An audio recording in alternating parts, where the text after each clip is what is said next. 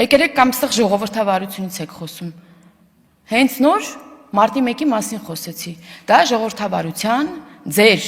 առաջին համարի ժողովրդավարության բանն է, անձնագիրն է։ Մարտի 1-ին Երևանի կենտրոնում գնդակահարել Հայաստանի Հանրապետության քաղաքացիներին։ Այստեղ եկել եք տարբեր ՀԿ-ների հեղինակությունից եք խոսում ցեղասպանության ձեր բերած այդ հայտարարության տեքստի ժամանակ։ Բա միեդի վճիրներից չեք ուզում խոսել։ Միեդի որոշումներից, արձանագրումներից չեք ուզում խոսել։ Բա միեդը արձանագրեց։ Ասեց 2008 թվականին պետությունն է սպանել։ Այդ ժամանակ պետության առաջին գլուխն ով էր։ Ձեր սիրելի առաջին համարը, որը իդեպ այդպես էլ չդարձավ ձեր կուսակցական, այդքան լավ կուսակցություն եք, բայց ձեր կնքահայրն է իդեպ։ Երեք ամբողջ օրը այդպես ստացվեց, որ նվիրվեց կանանց դերի առաջ խաղացմանը մեր քննարկումը։ Եվ գիտեք, երբ կանանց առաջ խաղացման այդ ամբողջ բովանդակությունը պղծվում, երբ որ ինչ-որ կին քաղաքական գործիչ գալիս է ու կանգնում է այստեղ բացարձակ ստեր է խոսում։ Օրինակ, ինչ-որ կին կանգնում ասում է, որ օրինակ մեր ԱՄՆ դեսպանը տապալել է, բայց մարդը ձեր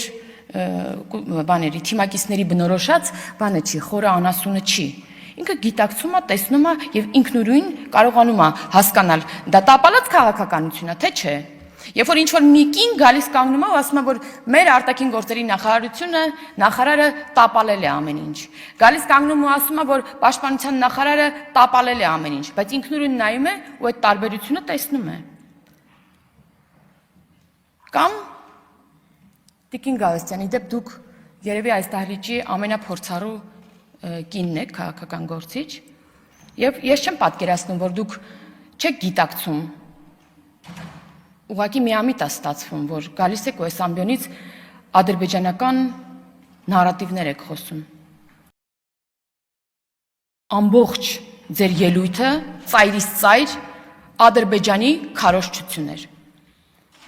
Դրա համար ասում եք այսպես կոչված խաղաղություն, բայց Զանգեզուրի միջանցք։ Այսպես կոչված խաղաղություն, բայց ձեր թիմակիցը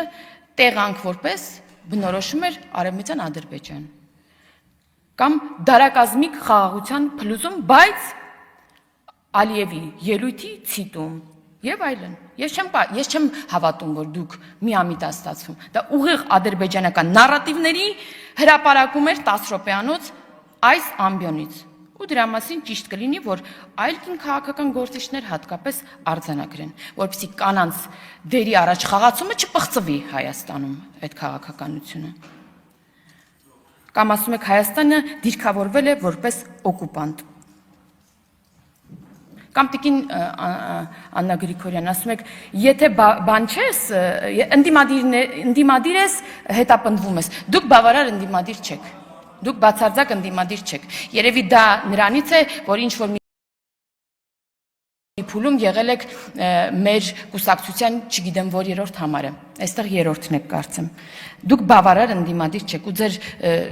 ֆրակցիայում նստած այն падգամավորները, որոնք չեն հետապնդվում, բավարար ընդդիմադիր չեն։ Կարելի է դրանից բան անել, եզրակացություն անել։ Բայց այս անգամ Գառնիկ Դանիելյանի ելույթից ճիշտ ասած հիասթափված եմ, որովհետև ես ավելին էի սպասում, մի պահ արդեն չէի կարողանում լսել, միակ արձանագրումն ուզում եմ անել, որ ձեր մեքենան տարեք մի հատ նայողի մոտ, արգելակները թող ստուգեն, դրա մեջ ինչ-որ մեղադրանքներ փնտրելուց առաջ։ Մեկ էլ այդ, որ գալիս եք մեզ մեղադրում եք, որ մենք ձեզ մեղադրում ենք, որ ձեր պաշտպանյալ Գյումրիում ձեր հավաքական ընդդիմադիր առաջին համարի չեք քննադատում, մեզ մի քննադատեք, մի հատ ամեն ինչին արձագանքում եք, մի հատ արձագանքեք, բա չեք տեսնում ինչ է խոսում, բա չեք տեսնում, որ ասում է կամ միութենական պետություն, կամ թուրքահապատակ շանտաղա, դա մեզ չի վերաբերում, դա վերաբերում է իրեն, ընտրած մարդկանց, այն մարդիկ, որոնք չեն ընտրել Վարդանիկ, չեն աջակցել Վարդանիկին, այս երկխոսությունից դուրս են, դա ձեր ինտիմն է, այսպես ասած, ձեր և Վարդանիկի խոսակցությունն է։ փոխթողները նախկինում, որ գտնել էր գործը մինչև 2021 թվականը, դադարեցվեցին։ Եվ քրեական գործը 2024 թվականի սեպտեմբերի 2-ին մակագրվեց Երևան քաղաքի ընդհանուր իրավասության առաջին ատյանի քրեական դատարանի մեկ այլ դատավորի։ 2024 թվականի սեպտեմբերի 12-ին Վճռաբեկ դատարանը դատախազի բողոքի հիման վրա բեկանեց Երևան քաղաքի առաջին ատյանի ընդհանուր իրավասության դատարանի 2021 թվականի ապրիլի 16-ի որոշումը եւ այն անփոփոխ թողնելու մասին վերաքննիչ քրեական դատարանի 2021 թվականի նոյեմբերի 26-ի որոշումը։ Գործն ուղարկվեց հակակոռուպցիոն դատարան նոր քննության։ Բոլոր նիստերը լուսաբանվում են, նիստերի վերաբերյալ կարծում եմ ամբողջությամբ համապարփակ տեղեկացված են եւ տուժողի իրավահաջորդները եւ հանրությունը։ Բայց ուղղակի կնշեմ, որ ի թիվս այլնի Վճռաբեկ դատարանն արձանագրեց, որ Սահմանադրական դատարանի 2024 թվականի հուլիսի 22-ի որոշման լույսի ներքո, եթե մեղադրողը գտնում է, որ կատարված արարքը կարող է որակվել քրեական օրենսգրքի այլ հոդվածով, ապա իրավասու է մեղադրանքի լրացմանը կամ փոփոխման ուղղված քայլեր ձեռնարկել։ 2024 թվականի հոկտեմբերի 11-ին հանրային մեղադրողի կողմից կայացվել են Ռոբերտ Քոչարյանին, Զեյրան Օհանյանին, Յուրի Խաչատրովին եւ Արմեն Գևորգյանին նախկին քրեական օրենսգրքի 301 հոդվածի առաջին մասով վերագրված արարքի իրավական գնահատականը փոխելու եւ նրանց նոր արդեն նույն օրենսգրքի 309 հոդվածի 3-րդ մասով, որը համապատասխանում է գործող քրեական օրենսգրքի 441 հոդվածի 2-րդ մասի 5-րդ կետին, մեղադրանք ներկայացնելու մասին որոշումներ։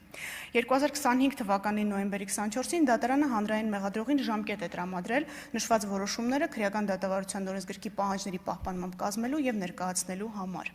Ձեր հնչեցրած հարցերից ես հասկանում եմ, որ մեղադրանքի վերաբերյալ տեղեկացված չեք, բայց նաեւ ազգային ժողովի ամբիոնից ես չեմ կարող հանրային մեղադրողի փոխարեն, թեև իհարկե շատ ցանկալի կլիներ, ընթերցել ամբողջ մեղադրանքը, որ առաջադրված է եւ ձեր բարձրացած մի շարք հարցերի պատասխաններ հենց այդ մեղադրանքի մեջ դուք կստանայիք կապված եւ զինվորականների մասնակցության հետ կապված եւ որոշակի դրվագների հետ կապված, որոնք տվեցիք նախաքննության մարմնին, բայց նշեմ, որ առաջիկայում դատարանը արդեն մեղադրողին հնարավորություն է տալու ներկայացնել, այսինքն դատարանում ընթերցել այն մեղադրանքը, որը առաջադրված է իմ կողմից նշված անձանց եւ ըստ էության արդեն հնարավորություն կունենա հանրությունը ծանոթանալու դատարան ուղարկված մեղադրանքի բովանդակությանը։ Ցավոք սրտի, մինչ այս պահը մենք որպես հանրության ներկայացուցիչներ զրկված ենք եղել այս հնարավորությունից։ Վստահաբար դատարանի հետ կապված հարցեր կլինեն, բայց ձեր թույլտվությամբ ես ներկայացնեմ երկու այլ գործառույթի հետ կապված դատախազության այս ընթացքում կատարած աշխատանքը։